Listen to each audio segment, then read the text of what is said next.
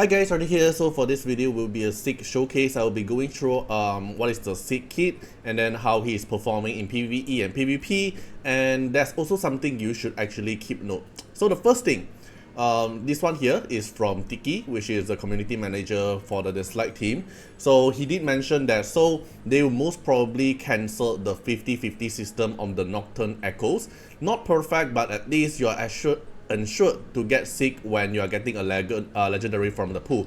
So even though they say most probably, usually when Tiki pin this kind of thing in the Discord server, most probably it's kind of like 99% chance they'll implement it. So even though in the test server now it's not changed yet, but probably at the global server like how Meta Ira and the Suizai, they have their final buff or the final changes when they go to the live server, right? So everything that I'm going to show you now is just at test server. It's not the finalized version, so probably we can see some adjustment. I hope they do. So you can show your community power, you can comment down, you can go to the in-game feedback, you can, if you have VIP support, you can go to VIP support to give them more positive feedback about this 50-50 remove, and probably let's try to lower down the price of the Ether Disc, or probably make it this blast node here to make it permanent. So in my opinion, with them removing the 50-50 itself is a big win. So why big win is because you no longer need to go through the 50-50. So every time you get a legend, it's going to guarantee to be a Sieg. So let's say you get double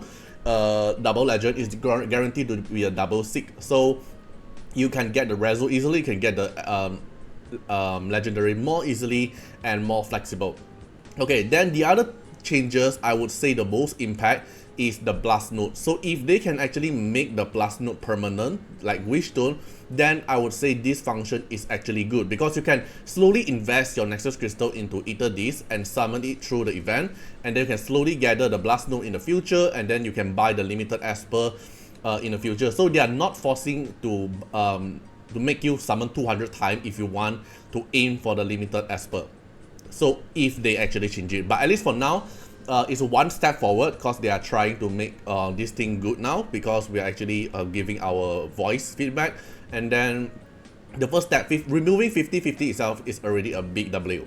Alright, okay, now let's go to the part. So let's assume everything haven't changed yet. So I already make some calculation, because even though they don't change the 50-50, your first copy of the Sieg here is guaranteed to be 100% to be Sieg, which is the first copy is guaranteed to be a Sieg, even though they don't remove the 50-50. So with what the amount they are actually giving us as the free copy, this is how the calculation looks like. So we're gonna get free 40 summons from the mail. So every day they're gonna give us 5 Ether Discs based on what they are giving out right now, unless they're gonna change it. You should be looking at the mail here. You have this mail. To celebrate the debut of the Umbra Esper, your union is giving out Ether Discs for 8 days, and every day is 5. Assuming this don't change at the global server and everyone get a total of 40 for free, then we have free 40 summon. And then the wave marker here is going to give us another 10 extra free, assuming they don't change this as well. Because at the wave marker here, when you do because they're going to give us 40 for free, right? So if you do 40, you're definitely going to hit these two threshold to get 10 copy for free. 10 extra free summon. So you totally going to get 50 free summon, and then you're going to spend another 6,000 Nexus Crystal, assuming they don't change the price. It will be another extra 10 pool. Then it will hit the 50 threshold. So when you hit the 50 threshold, you're going to get another 5 extra free Ether Discs. So that makes you to 65. So assuming you hit 65 and you still don't get Sieg at all, then you're gonna need another 15 more to actually hard PT. Assuming they don't change the hard PT amount, it still remains 80. Then you're gonna need another 15 summon times 600 Nexus Crystal, which means you're gonna need another 9,000 Nexus Crystal.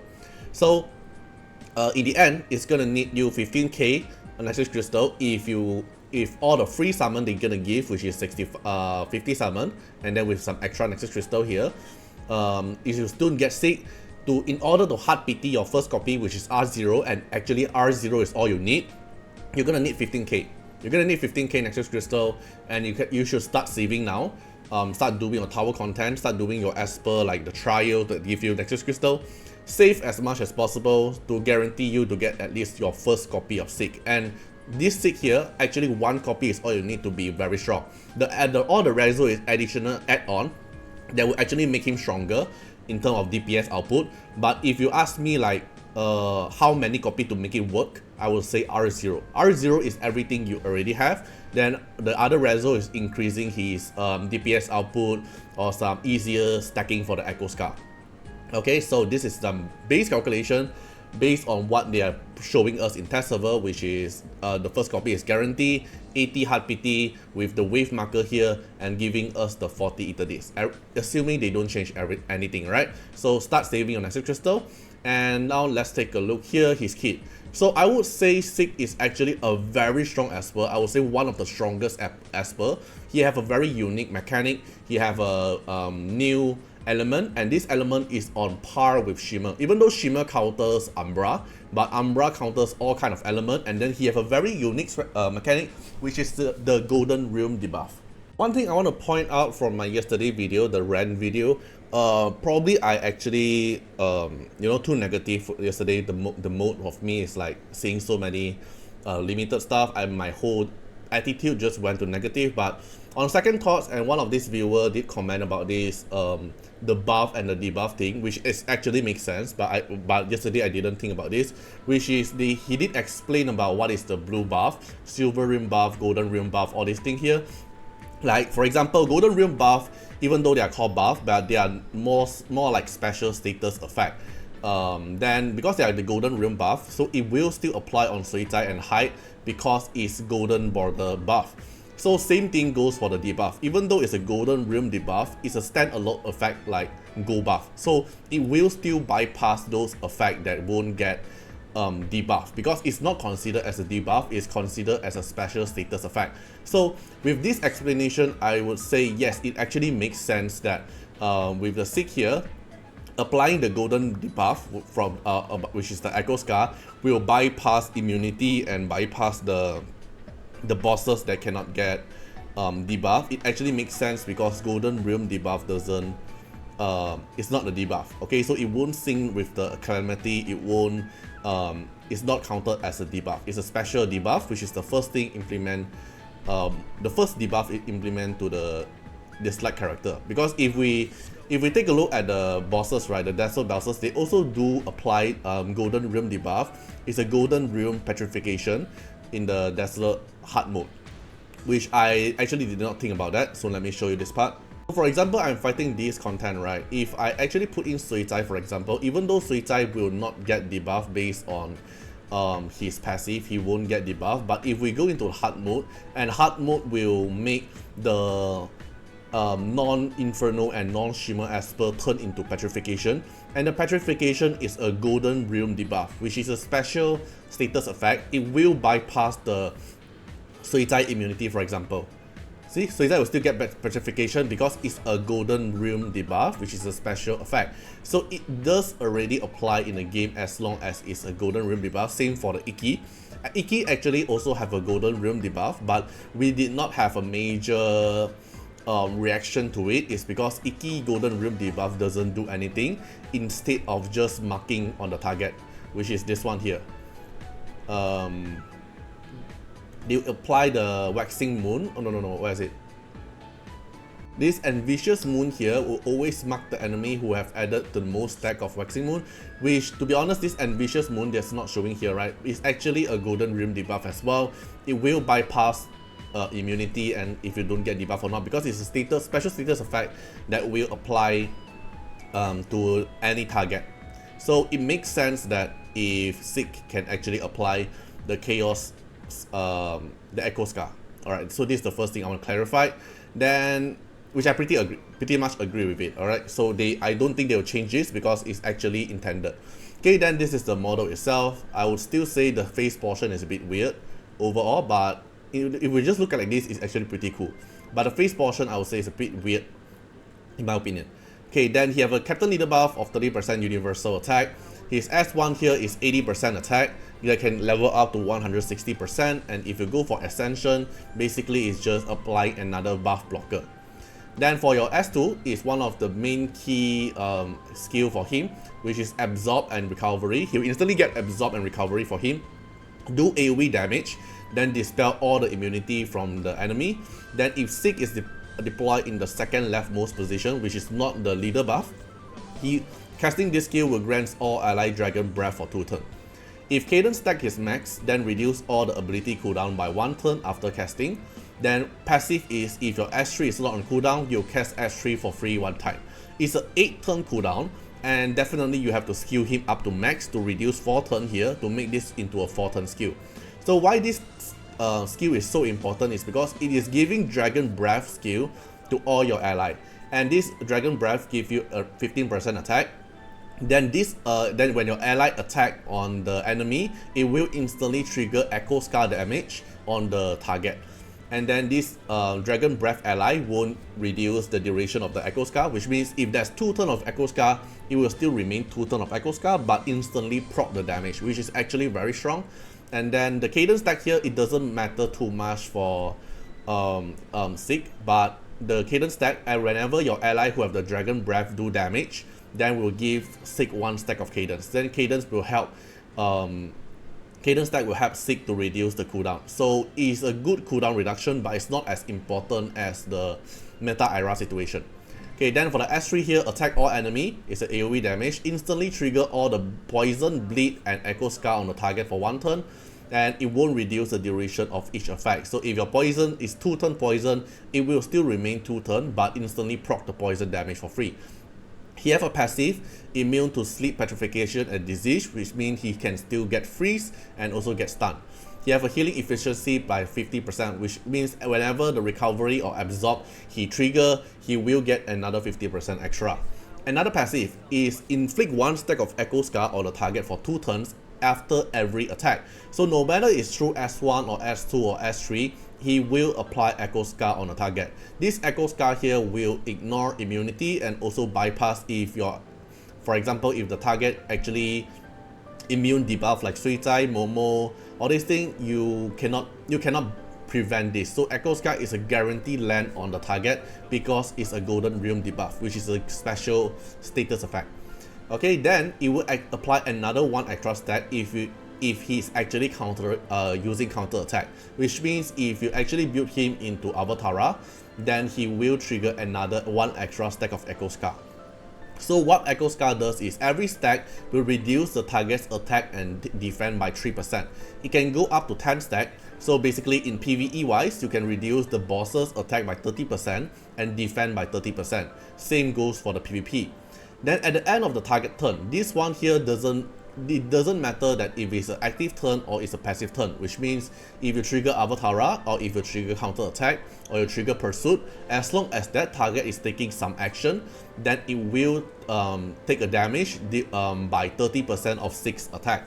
So if you go up to max 10 stack, then the enemy esper, so let's take Momo for example, if Momo keep counter attack, every time Momo counter attack, then it will take a damage from the Sieg damage. So it's actually a higher version or an advanced version of bleed. More importantly, this Echo Scar damage can actually crit, so he can actually build with crit rate with crit damage as well, because this Echo Scar can crit. Then this Echo Scar will also help Sieg to recover 20% of the damage deal. It's basically life steal. So lasts for 2 turns and max 10 stack. So this is where the main DPS output comes from Sieg, because in terms of multiplier, his damage isn't that high. All his damage is based on Echo Scar.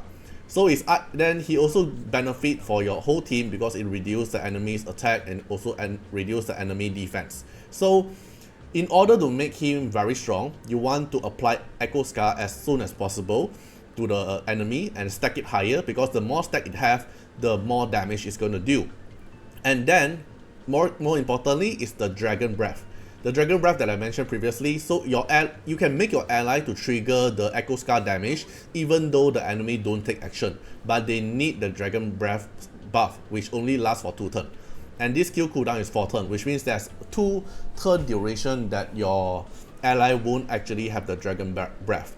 Because if you don't have the Dragon Breath, the only way to let the target get the damage of Echo Scar is when they take action.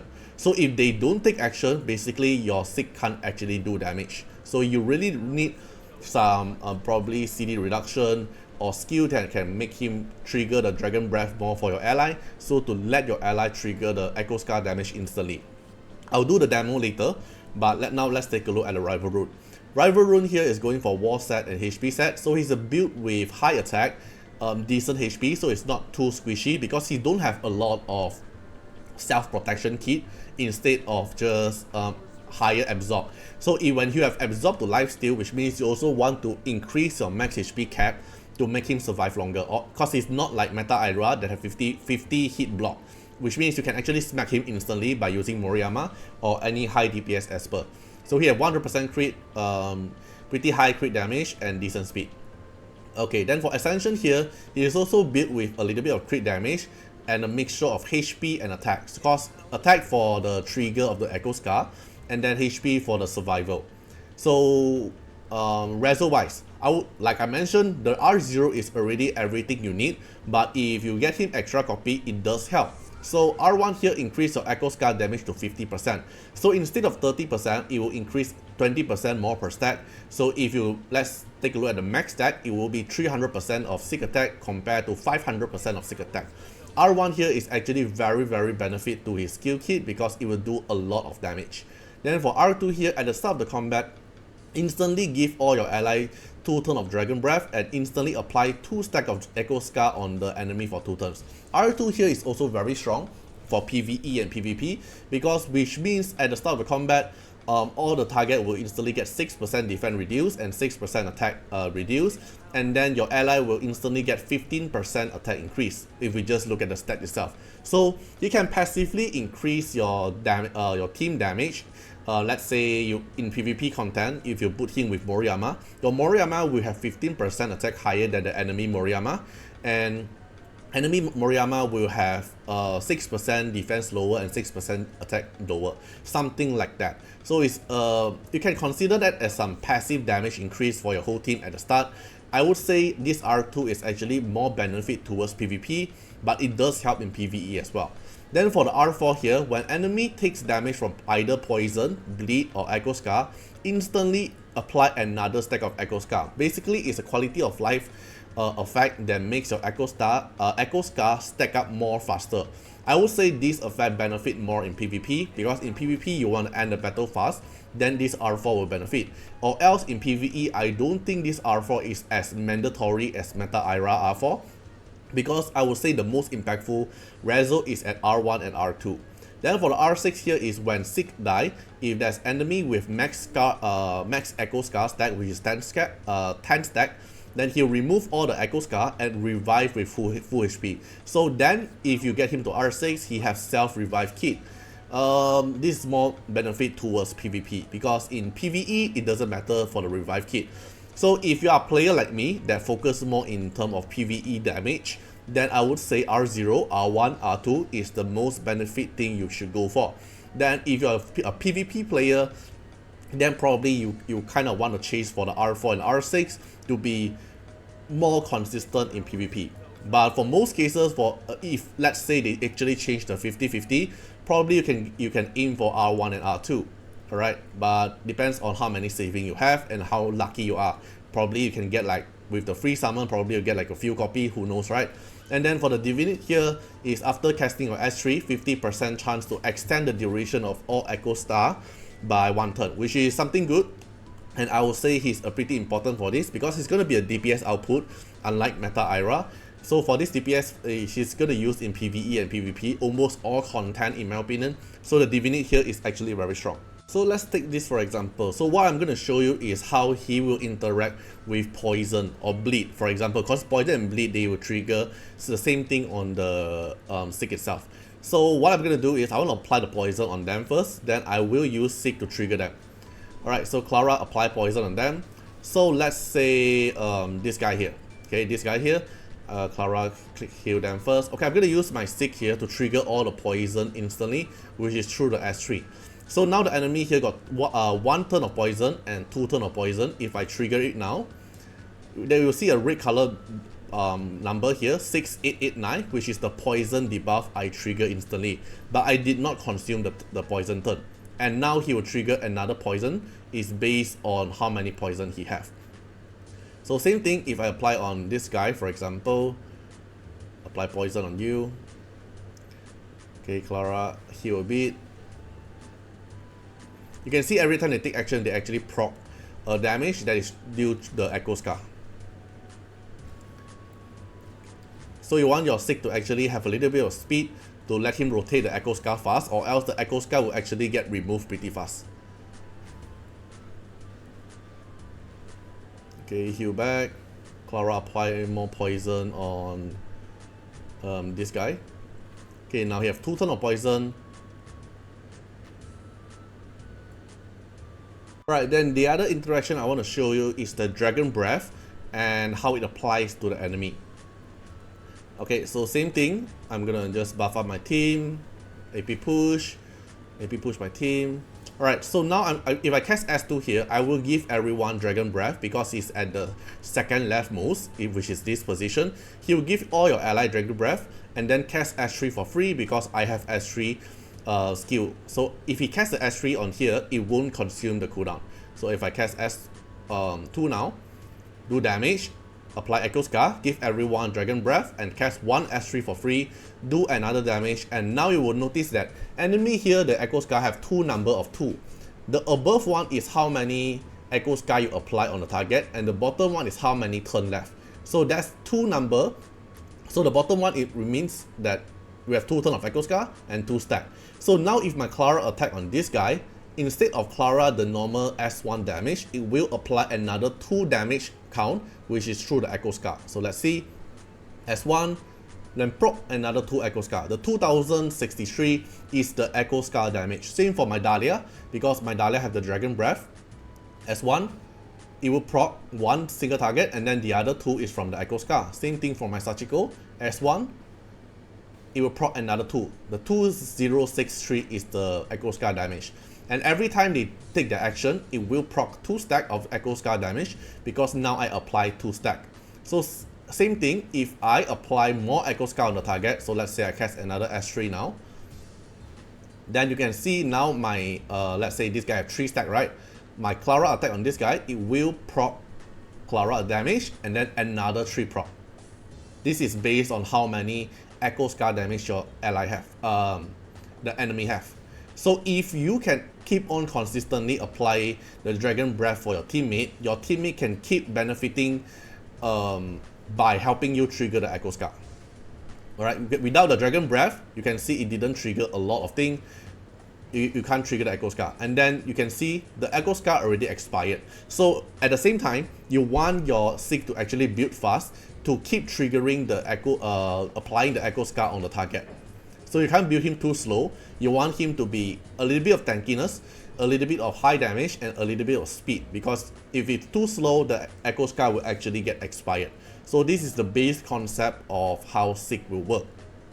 Okay, so let's take this for example. I'm gonna use like Meta Ira with R0 Meta Ira with Lucia, Una, Shenpin, Zihe, and also Sieg here. So with this team here itself, it will proc a lot of damage to the boss. So let's say I'm just gonna, okay, I haven't challenged this boss before in test server, so we're gonna take a look here. Alright, so we look at here, the boss currently have 4 stack of Echo Scar. And now all your teammates here have the Dragon Breath. You can see every damage here, there's another 26k damage.